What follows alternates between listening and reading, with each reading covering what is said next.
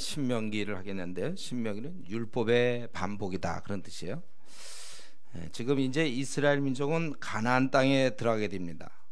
그래서 지금까지 쭉 40년간 이렇게 있다가 가나안 땅에 들어가게 되는데, 들어가기 전에 다시 한번 이 하나님 나라 백성들은 하나님의 계명을 그 뜻을 잘 알아야 했어요. 그래서 이전에 그 시내산에서 율법을 반포했지만 그 시대 그 세대 사람들은 다 이제 죽었고, 그 이후의 세대들은 이제 새로 가나안 땅에 들어가는데, 아마도 생각할 때 그 세대 사람들은 전에 들었겠죠. 전에서 그 시내산 율법 쭉 전에서 들었을 거예요. 이제 모세의 생각에는 이들이 들어가기 전에 다시 한번 직접 들어야 되겠다. 새로 그들은 배워야 했습니다. 그리고 이제 만약에 가나안 땅에 들어간다면 어떻게 또 해야 될까? 그래서 요거는 출애굽기, 레위기, 민수기의 율법들을 잘 정리해서 발전시킨 것이 바로 신명기의 내용입니다.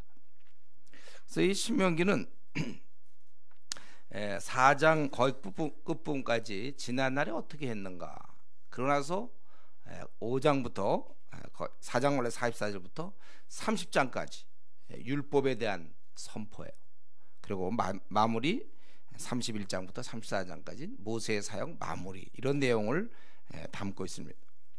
그러니까 지금 이게 가나안 땅을 앞에 두고 마음을 좀 정리하고 율법을 새롭게 깨닫게 하기 위해서 주어진 게 신명기구나, 그렇게 여러분 알면 되겠습니다. 이들은 사실 40년 동안 광야에서 방황할 필요가 없었죠. 원래는 불순종하기 때문에. 그래서 이제 그 얘기를 하는 거예요.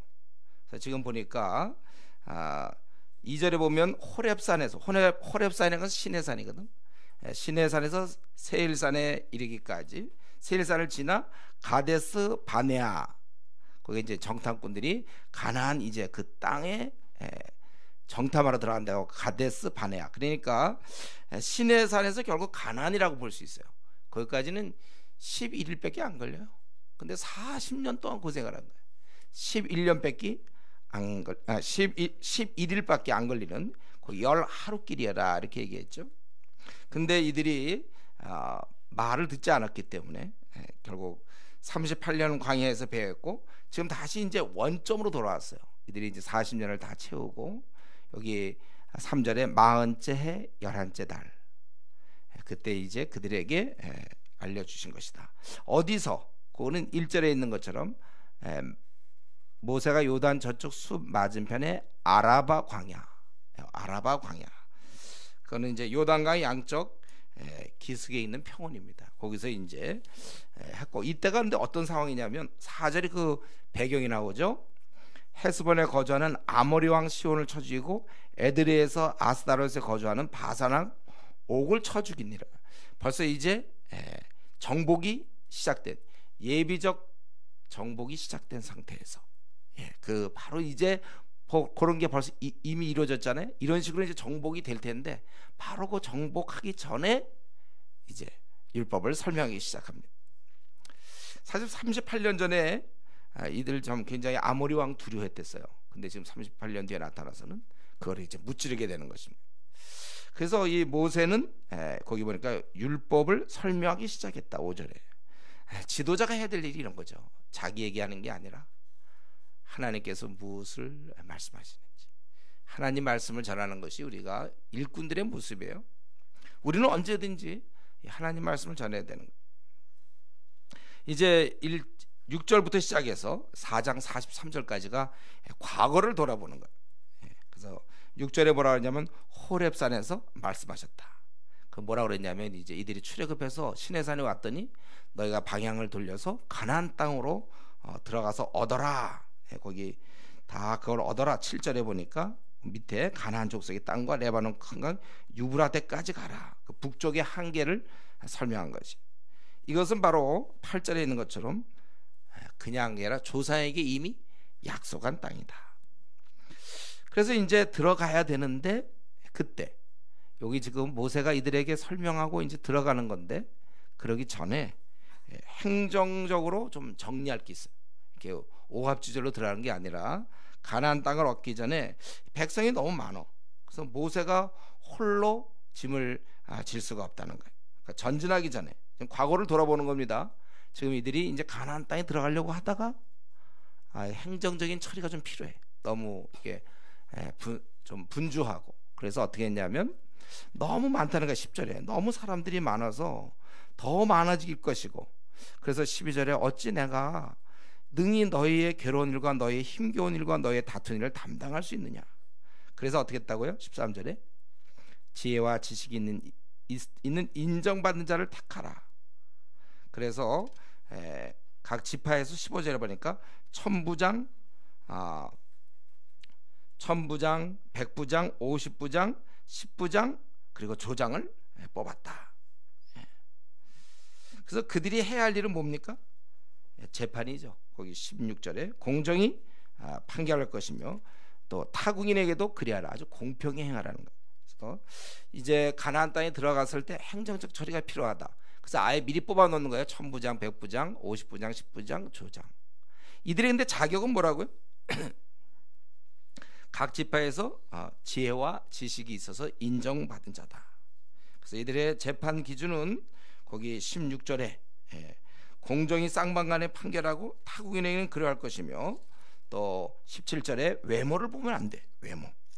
또 귀천을 차별 없이 듣고 사람의 낯을 두려워하지 말라. 그 사람이 유력자이기 때문에 이거 나에게 불이익이 있을까 두려워하지 말고, 또 스스로 결단하기 어려운 거 그것은 바로 모세에게 돌려라, 나에게 돌려라, 그렇게 되었다는 거예요. 그래서 우리가 이것은 항상 우리가 이 땅에서 대인관계도 중요한 문제죠. 대인관계할 때 공평하게, 이 사람이 유력자라고 그래서 혹은 비천한 자라고 그래서 우리가 이렇게 싹 하지 말고 공평하게 늘 하나님 앞에서 17절에도 재판은 하나님께 속한 것이기 때문에 우리가 항상 그렇게 해야 된다. 그리고 우리가 여러분들도 이제 이렇게 나름대로 주의를 열심히 하고 지치고 막 그럴 수 있을 거예요.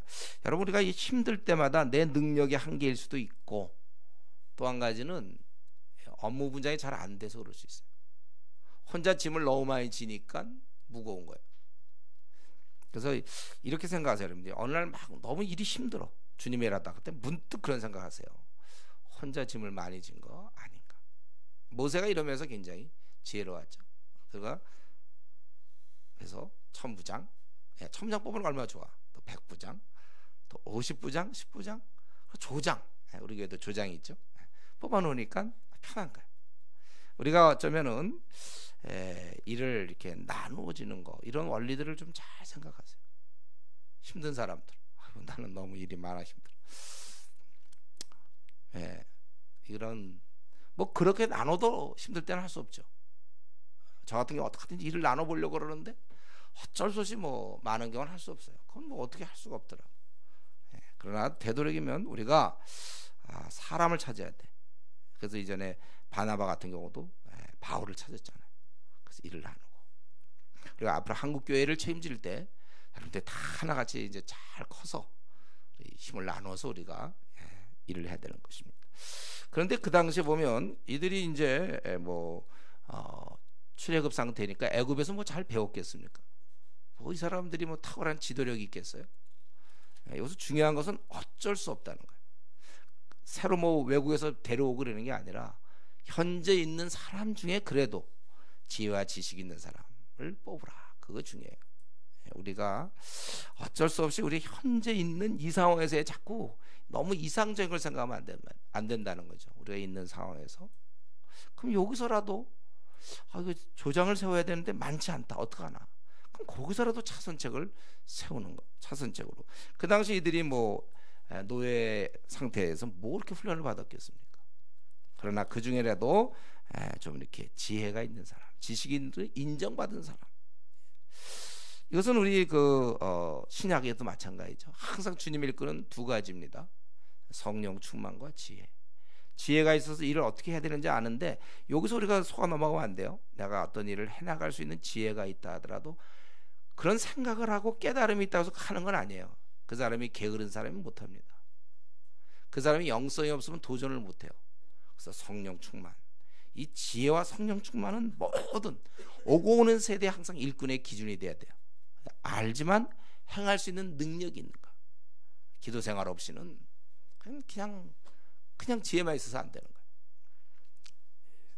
내면에서 솟구쳐야 돼. 힘이. 머리를 다 알지 누가 모릅니까? 신앙생활 열심히 하자, 뭐 전도하자, 뭐 다 그런 거 다 알죠. 어린 자 돌보자, 뭐. 근데 그럴 마음이 생겨야 된대. 성령 충만, 지혜와 성령 충만, 이 두 가지는 항상 우리에게 꼭 필요한 것이고, 그 당시도 이러한 인정받을 수 있을 만큼 드러나는 사람이었어요. 우리가 늘 일꾼에 대해 생각할 때 뽑은 다음에 그 사람이 뽑아주면, 직책을 주면 열심히 할 것이다. 열심히 하면 뭐예요? 문제 일으키는데. 뽑은 다음이 아니라 뽑기 전에 이미 입증된 사람을 뽑아야 되는 거야. 항상 그때까지는 기다려야 되고. 이제 이렇게 해서 자기들이 이제 19절에 이건 과거를 돌아보는 거 여러분 지금 어렵지 않죠? 다 이런 내용들. 이제 가데스 바네아에서 정탐꾼, 이게 이제 가나안 땅에 이제 도착한 거예요. 그래서 정탐꾼을 보내게 됩니다.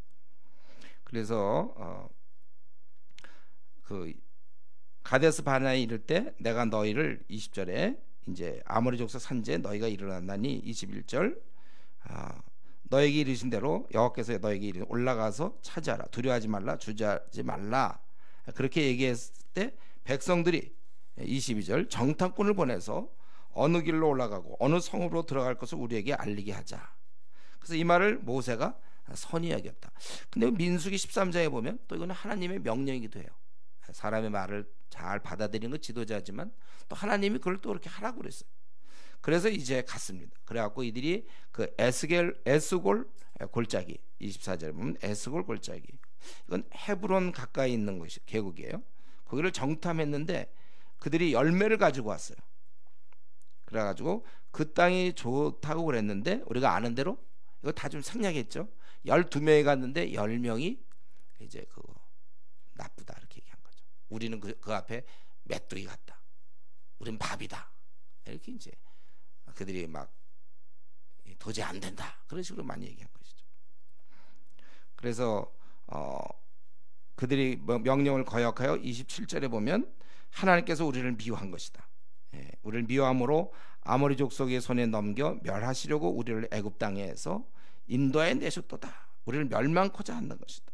그들은 우리보다 장대하며 28절에 성읍들은 크고 성곽은 하늘에 닿았으니까, 그러니까 정복하기가 어렵다는 얘기죠. 우리 또 거기서 아낙 자손, 바로 이 거인들을 보았다. 여기는 빠져 있지만 그래서 우리 갔다 와서 말했어요. 메뚜기 같다. 우리는 메뚜기처럼 보인다. 그러니까 막 이제 백성들이 막 울고 그랬죠. 여러분, 하나님이 진짜로 이스라엘 민족을 미워했다면 왜 그 애굽의 잔인한 통치 그 하에서 그냥 놔두면 되죠. 정말 이스라엘 민족을 미워했다면, 그들이 뭐 미워했다면 그렇지 않아도 애굽 사람들의 아들을 다 죽였는데 이스라엘 민족 밉다, 다 자기 이스라엘 백성들 다 죽고. 근데 왜 10가지 재앙은 무엇이며 홍해 때 왜 물을 가르십니까? 그냥 거기서 다 죽으면 되는데. 아말렉과의 싸움에서 모세가 손들어 이긴다든가 이런 여러 사건들. 그러니까 이들은 그 하나님이 하셨던 일에 대해서는 별로 생각하지 않고 당장 눈에 보이는 현실에 낙심하고 있는 거예요. 그러니까 이렇게 하나님의 마음을 몰라요. 그러니까 그들은 막 그래서 이제 울며 막 난리치고 다 그러지 않았습니까? 여러분, 이게 이스라엘 사람들, 나 같으면 그 당시에 안 그랬을 거다. 혹시 그렇게 생각하세요, 여러분? 내가 그때 있었으면 쳐들어가자, 우리는 된다, 막 나 여호수아 갈렙처럼 나도 막 그랬을 것이다. 그럴 것 같아요, 여러분? 사람은 그렇게 큰 차이가 안 납니다. 사람들은 항상 하나님께서 나에게 베푸신 은혜보다는 현재의 상황에 따라 움직여요. 이게 인간의 공통점입니다. 그러니까 과거의 은혜냐 현재 어려움이냐, 이 싸움. 과거의 은혜와 현재 어려움, 이 둘 사이에서 항상 우리는 선택하게 되는 것입니다. 그래서 믿음의 인물이라는 건 결국 누구냐면 과거에 받은 은혜를 많이 기억하는 사람이에요. 그리고 보통 사람들은 현재 어려움에 더 관심이 가 있는 사람들. 그래서 우리가 믿음의 인물들은 과거에 받은 은혜를 기억해놓고는 잊질 않아. 그거를 계속되는 삶의 반영이에요. 하나님 나를 이렇게 은혜를 지금까지 베푸셨다, 이걸 다 기억하고, 그래서 그 바탕에서 현재 어려움과 맞닥뜨리는 거예요. 이게 믿음의 인물이에요. 갈 바를 알지 못하고, 이번에 수련회 때 했죠. 갈 바를 알지 못하죠. 하나님을 의뢰하니까, 이삭을 죽이라 하면 또 죽이려고 순종하고, 하나님을 믿으니까. 그런 면에서 믿음의 사람들은 침착합니다. 반면에 이제 보통 사람들, 믿음을 발휘하지 못하는 사람은 과거에 아무리 은혜를 뭐 100가지를 받았어도, 한 600가지 정도 받았어도 현재 어려움을 딱 당하면 그냥 딴 생각이 없는 거예요. 과거의 은혜를 다 잊고 현재 어려움만 크게 보여, 그래서 두려워하면서 힘들어하는 자. 그래서 믿음의 사람이 침착하다면, 이 믿음 없는 사람은 별로 좋은 말 아니지만 호들갑을 떤다고 볼 수 있어요. 큰일 났다 이거죠. 죽게 됐다 이거, 망했다 이거죠. 그러나 이제 믿음의 사람들은 이렇게 과거에 받은 은혜가 든든하여 현재 아무리 어려움이 찾아와도 요거는 이제 601번째 또 은혜가 될 것이다, 그렇게 생각합니다. 여러분들이 앞으로 남은 50년생, 60년, 40년생, 30년생 이제 많이 당할 텐데, 그 여러분들 그걸 늘 삼켜야 돼요. 그런 것들을 과거에 내가 이미 1600까지 은혜를 받았기 때문에 요건 또 1601가지가 또 될 것이고, 요걸 또 바탕으로 1602가지, 계속 우리는 이런 식으로 쌓아가는 거예요. 현재의 어려움 아니면 과거의 은혜, 이 둘 사이에서 우리는 좀 어떻습니까? 우리는 어떨까요? 현재 어려움을 보고 비관하겠습니까? 아니면 과거에 베푸신 은혜를 기억하면서 이것도 능히 하나님이 이기게 하실 것이다, 이렇게 믿고 살겠습니까? 그럼 어느 쪽이에요, 여러분들? 현재 어려움 때문에 비관합니까? 아니면 하나님께서 과거에 나에게 이렇게 베푸셨기 때문에 이것도 또 극복할 것이다, 그래서 희망 가운데 사는가? 한번 자기 지금 스스로 물어보세요. 자기 자신을. 나는 어떠한 쪽에 더 가깝나? 우리는 믿음을 발휘해야 됩니다. 하나님께서는 그걸 원하시는 거예요. 우리로 하여금 하나님을 의지해서 믿음의 행진을 하나님께서 원하세요. 왜냐하면 그분은 두려움이 없거든요. 하나님은 막히는 게 없어요. 하나님은 다 하실 수 있거든.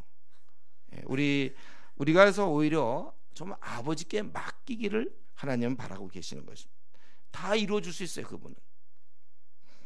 그렇기 때문에 우리가 여러분 한번 이 시간에 결심하면 좋겠는데, 오늘 이 시간 이후로 내가 이 땅에서 이제 내게 비관은 없다. 내가 그렇게 스스로 결심을 하는 거예요. 비관하지 않겠다.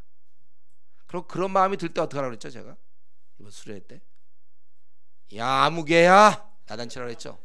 너 왜 비관하느냐? 자기를 야단치라고 그랬어요.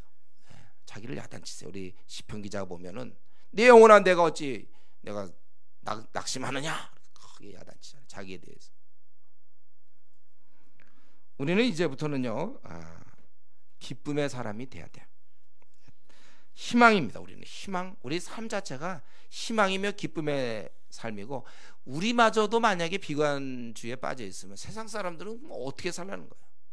우리가 희망과 기쁨이 넘쳐야, 비관하고 있던 사람이 혹시 저 사람한테 가면 뭐가 있을래나 하고, 그래야 교회가 부흥하는 거예요. 자꾸 다른 방법, 뭐 달란트 잔치니 무슨 뭐 교회 행사 뭐 재밌어요.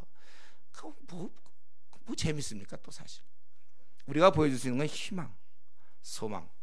야 이거구나. 그게 중요한 것입니다. 모든 상황에서 여러분들 긍정적이어야 돼요. 근거 없는 긍정도 있어요. 요즘 긍정의 힘 뭐 이렇게 해서 막 근거 없이 말이죠. 괜히 긍정, 그건 잘못된 거예요. 신앙이 그런 건 아닙니다. 그러나 하나님을 믿기 때문에 우리가 긍정적이어야 돼. 낙관적인 사람이 돼야 됩니다.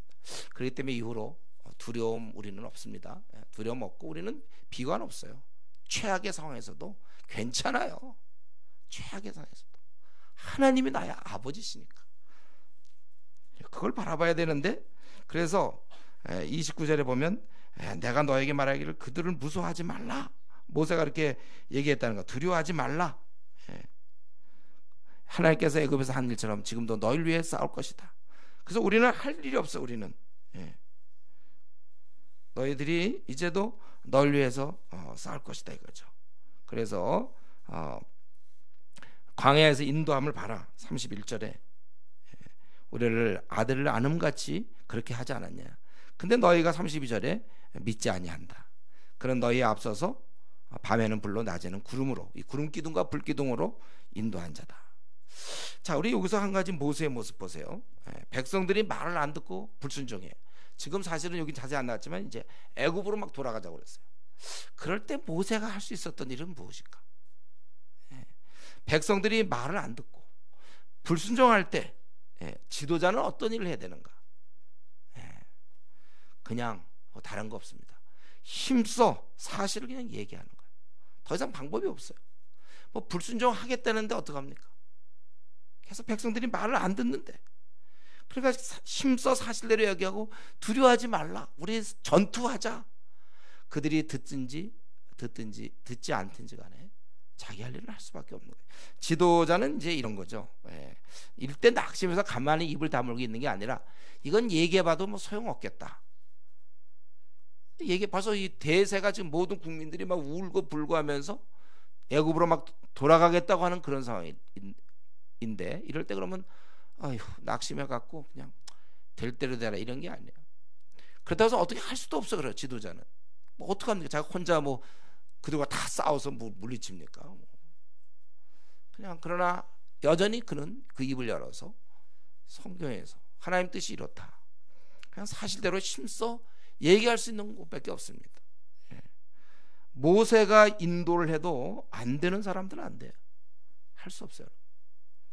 우리가 이제 앞으로 우리 한국 교회를 위해서 여러분들 나름대로 주를 위해 살아나갈 때, 주의 이름을 위해서 우리가 투쟁할 때 이런 사람 저런 사람 많이 만나고 다른 생각들 하는 사람들을 많이 만나고, 그럴 때 우리는 그냥 그것 때문에 낙심하지 마세요. 그냥 우리가 그냥 할 얘기를 하는 거예요. 할 얘기를. 우리 노방전도 하다가 뭐 그 사람이 뭐 잘 듣기를 싫어하고 그 사람은 다른 생각을 하더라도 그냥 우리 얘기는 할 수밖에 없는 거예요. 그냥 우리가 자기가 그냥 힘써 해야지 낙심을 한다든가. 쉬운 일은 아니죠. 우리가 막상 딱 현장에 들어가면 이런 일 당할 때 진짜 낙심. 아니 기껏 끌고 오고 그들이 아니 바다가 갈라지는 걸 경험해놓고 뭐 이런 사람이 다 있어. 아니 그걸 다 보고도 이거 지금 만나 먹고 말이죠 다 했네. 아니 그거를 그럴 때 좀 낙심할 수 있지만 그래도 여전히 지도자는 그렇게 하지 말라. 그들에게 29절에 두려워 말라. 너희들 무서워하지 말라. 두려워하지 마라. 뭐가 두렵냐? 하나님 우리 편이신데. 너희보다 먼저 가시는 너희 하나님 여호와께서 애굽에서 너희를 위하여 너희 목전에서 모든 일을 행하신 것 같이 이제도 너희를 위하여 싸우실 것이며 광야에서 너희가 당하였거니와 사람이 자기 아들을 안는 것 같이 너희 하나님 여호와께서 너희가 걸어온 길에서 너희를 아느사 이곳까지 이르게 하셨느니라. 그렇게 하지만 이제 결국 그들이 잘 안 받는 거죠. 그래서 이제 그들이 불평을 하고 막 그러는 거, 이제 과거로 돌아오면서 좀 얘기하는 거예요. 그런데 이때 하나님께서 34절부터 우리 40절까지 보면 이러한 백성에 대해서 하나님이 징계하는 거죠. 그래서 악한 세대 중 아무도 그 땅을 볼 자가 없다. 하나님께서 놓아서 맹세하여 35절에 조상에게 주기로 맹세한 좋은 땅을 볼 자가 하나도 없다. 근데 오직 여분네 아들 갈렙은 온전히 여호와를 순종하기 때문에 그 땅을 볼 것이요 그가 밟은 땅을 내가 그와 그의 자손에게 주리라. 그리고 모세 자기도 너희 때문에 내게도 진노하사 이르시되 너도 그리로 들어가지 못해라. 물론 잘못은 모세가 했어요. 그때 그가 하나님의 거룩함을 드러내지 못했죠. 반석을 치는 문제 때문에 망령이 말했다. 시편 106편에 있는 것처럼. 그러나 원래 왜 이렇게 됐냐면 이스라엘이 불순종 때문에 너무 속이 상해서 그가 그랬던 거예요. 그래서 너희들 때문이다. 그리고 내 대신 이제 너 대신 여호수아가 그 땅을 기업으로 차지할 것이고, 그리고 너희 아이들은 대신 너희 아이들은 너희가 사로잡히려 하던 너희 아이들과 너희 자녀들은 그리로 들어가리라. 그리고 너희는 방향을 동일로 홍해길로 따라 광야로 들어갈지라. 그래서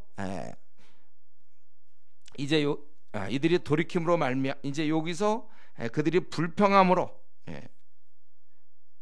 그들이 가데스 바네아에까지 갔다가 그 얼마 시간이 안 걸린 거예요. 출애굽에서 나와서 들어가면 되는데 불평해서 다시 홍해를 따라 광야로 들어가서 38년을 이제 헤매게 되는 것이죠. 이때 말 안 들어가지고 그래서 길을 밖으로 광야로 들어가라 그랬어요. 여러분들 사람들이 하나님께 불순종할 수 있습니다. 저 여러분이 불순종할 수 있어요. 그러나 그 대가는 결국 자기들에게 돌아오는 거예요. 이들이 막 애굽으로 가자고 하나님께 불순종했던 결과 이들은 이제 38년 동안 광야 생활을 원래 젖과 꿀이 흐르는 가나안 땅에 들어가야 되는데 광야로 들어가야 돼. 대신 광야로 들어가는 것입니다. 그러니까 이거 참 중요해요, 여러분. 우리가 하나님께 불순종하고 내가 원하는 대로 할 수는 있어요. 그러나 그 대가는 하나님이 받는 게 아니라 자기가 받는 거야. 자기가. 이들도 자기들이 받는 거야. 여기 그런데 하나님 말씀 중에 우리가 알아야 될 것은 하나님은 그 이스라엘의 상황을 다 알고 계시다는 거. 무슨 보호를 받아야 될 뿐이 아니에요. 다 알고 계시고 정탐꾼이 하는 말도 다 들으셨어요. 그리고 갈렙이 하던 얘기, 여호수아가 하던 얘기도 들으셨다는 거예요.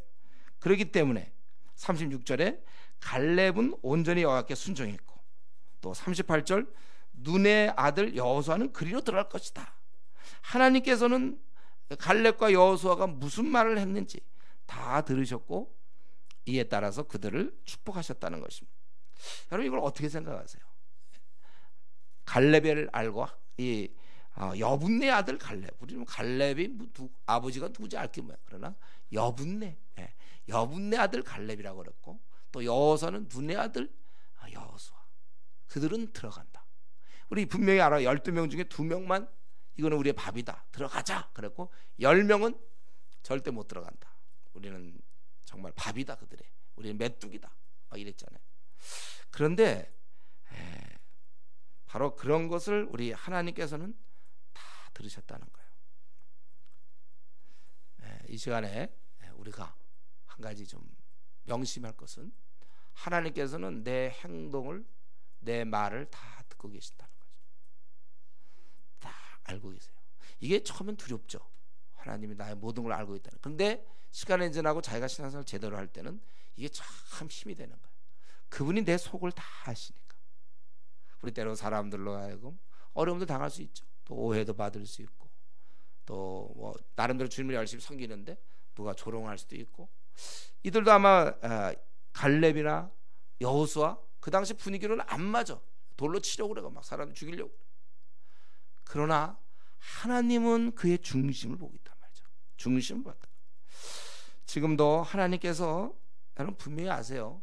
내가 하는 말, 오늘 했던 말들, 또 나의 최근의 행동, 하나님은 다 하나님 뭐 이거 안 보이겠습니까? 하나님께서 다 보이고 요 벽이 요게 뭐 이걸 하나님 이거 있으면 못 봅니까? 하나님은 다 보고 계신단 말이에요. 이걸 정말 기억할 수 있는 사람이 기억은 하겠지 이 시간에. 그렇죠. 그건 다 동의하죠. 우리가 다 동의해요. 근데 이렇게 정말 느끼며 사는 사람이 얼마나 되는가.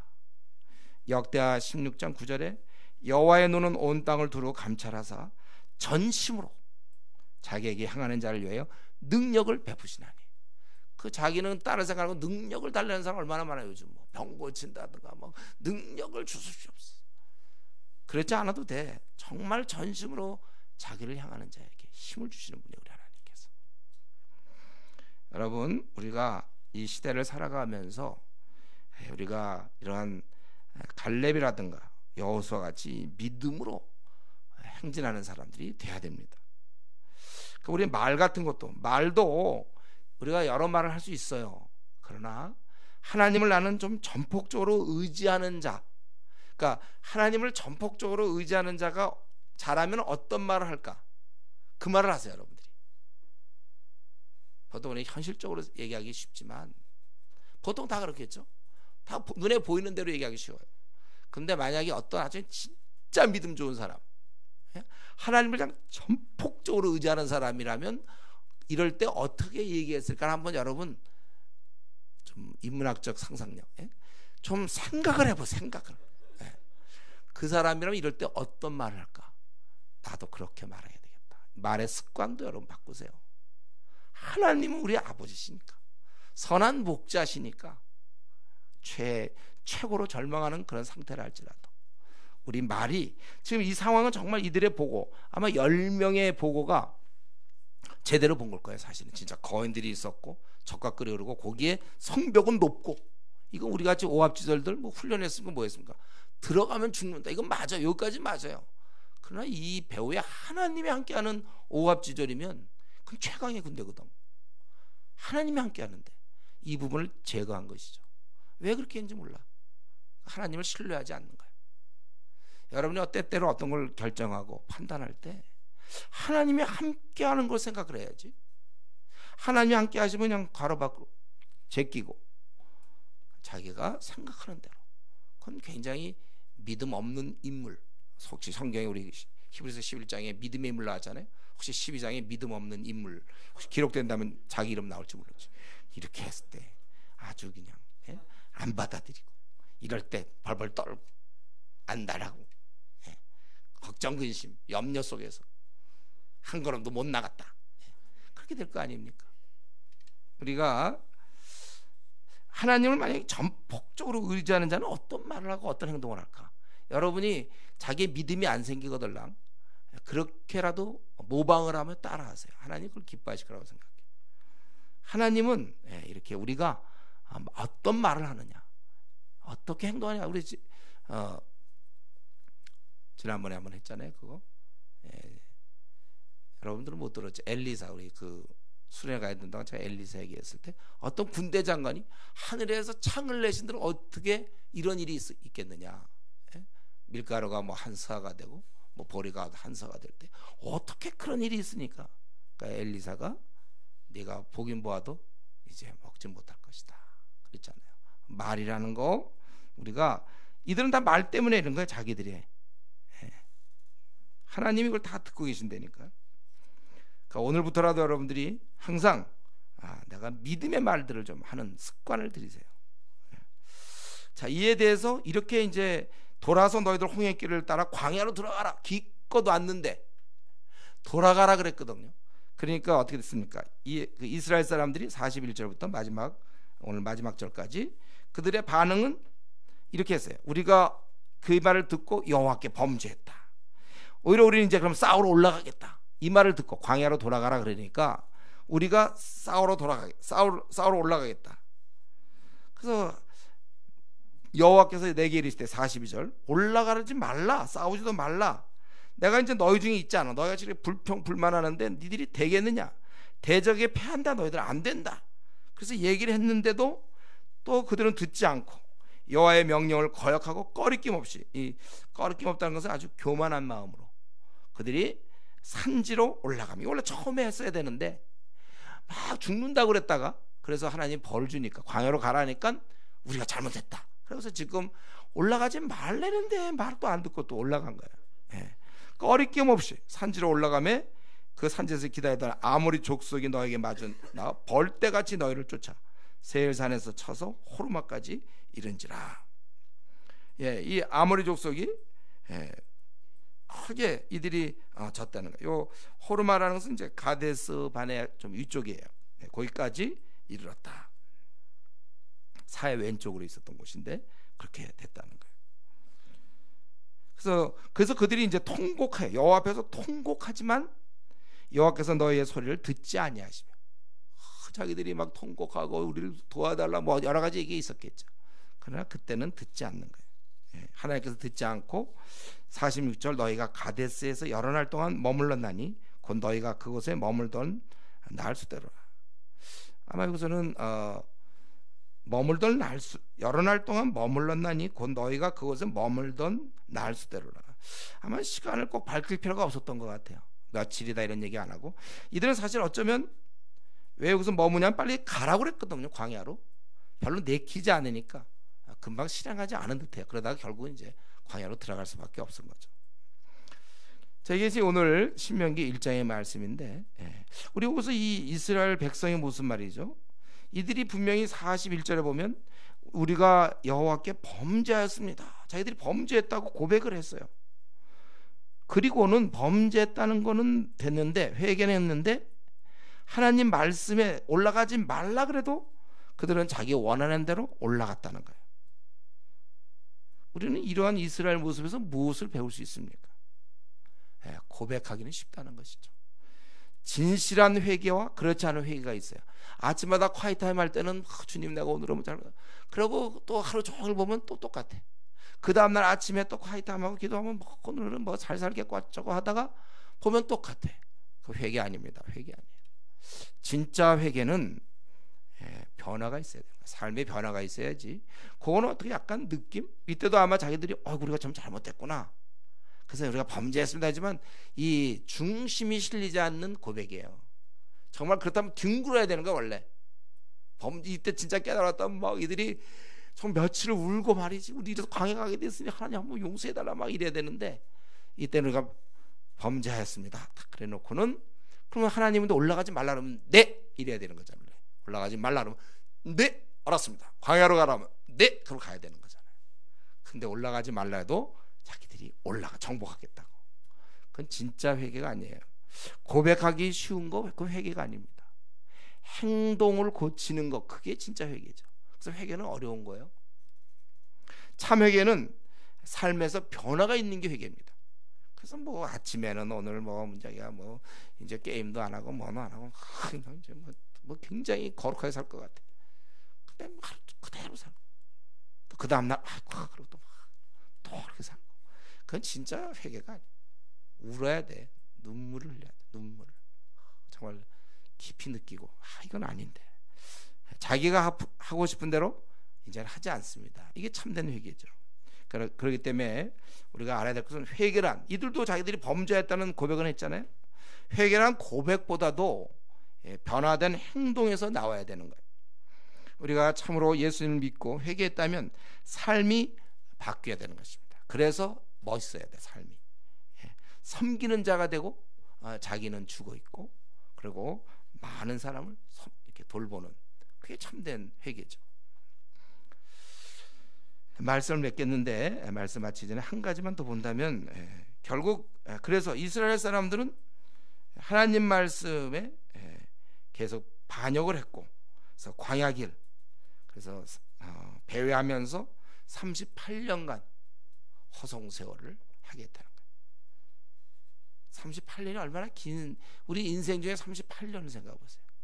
그 긴 시간을 허송세월했다는 것이죠. 우리는 이것을 통해서 이스라엘 백성만 특별하다고 생각하면 안 돼요. 이스라엘 백성은 항상, 이스라엘 백성은 우리의 그런 어떤 모습이 되는 거죠. 사람들은 항상 여기서 깨달아야 될 것은 하나님의 원하심보다는 자기의 원대로 결국 하고 말아요. 어떻게든지 자기가 원하는 대로 꼭 합니다. 그러니까 허락된 땅은 거부하고 금지된 땅은 들어가려고 하는, 이게 바로 26절에 허락했지만 이들은 들어가지 않으려고 했고, 그리고 43절에 금지되었지만 이들은 들어가려고 했고, 바로 이것입니다.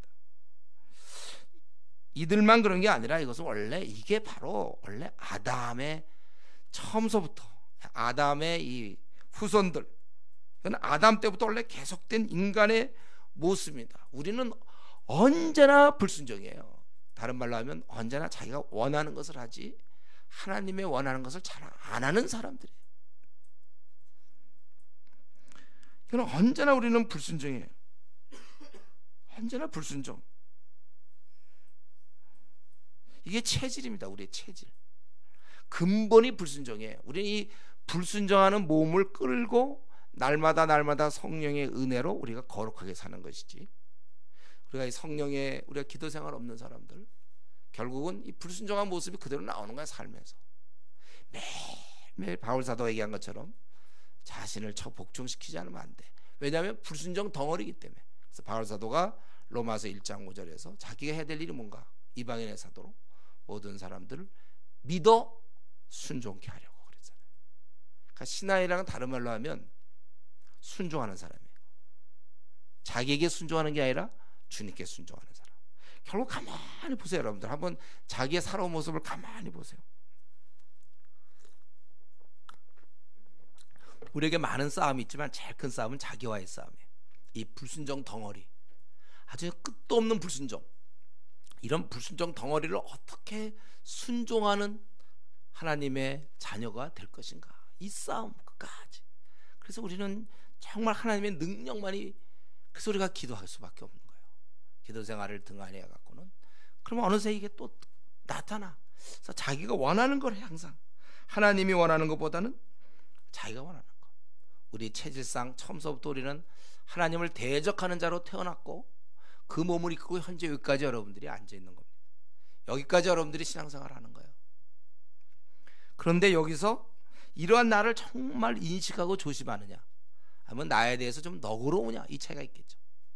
우리는 자기에 대해서는 단호해야 됩니다. 너그러워서 안 돼요. 우리가 그래서 늘 순종하는 자가 되기 위해서 기도해야 됩니다. 아닐 시에 내가 원대로 할 때는 바로 그 아까도 얘기했지만 자기가 원대로 할 때는 열매가 없는 거예요. 방황. 네, 방황이에요.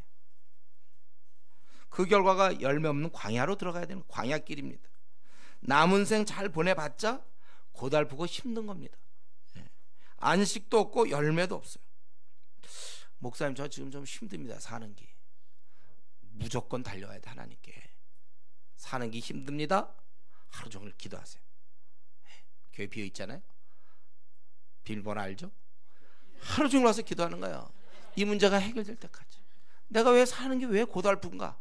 가만 보면 자기 원대로 하려고 그러기 때문에 그래요. 하나님 뜻에 순종하는 사람은 그렇게 힘들잖아. 하나님 뜻에 이렇게 순종하면 편안해. 모든 게 편해. 그걸 자꾸 반대하니까 힘들죠. 그래서 혹시 이 시간에 나 요즘 사는 게 너무 좀 고달프고 힘들다, 그게 어떤 세상살이가 힘들어서가 아니고 원래 세상살이 힘든 거예요. 내가 하나님께 지금 뭔가 잘 순종하지 않을 때 그런 현상이 벌어져요. 하나님 뜻에 여러분들이 순종하면 사는 게 참 평안하고 즐거운 것입니다. 열매가 있는 거예요. 아닐시 우리는 이렇게 38년이라는 긴 기간 동안, 그래서 우리는 하나님께 오늘 이 밤에 물어봐야 됩니다. 여쭤봐야 돼요. 하나님, 지금 제가 제 길 제대로 가고 있습니까? 하나님께 순종하는 내가 삶을 살고 있는가? 그것을 여러분들이 오늘 이 밤에 우리 기도 시간에 물어볼 수 있게 바랍니다. 기도하겠습니다.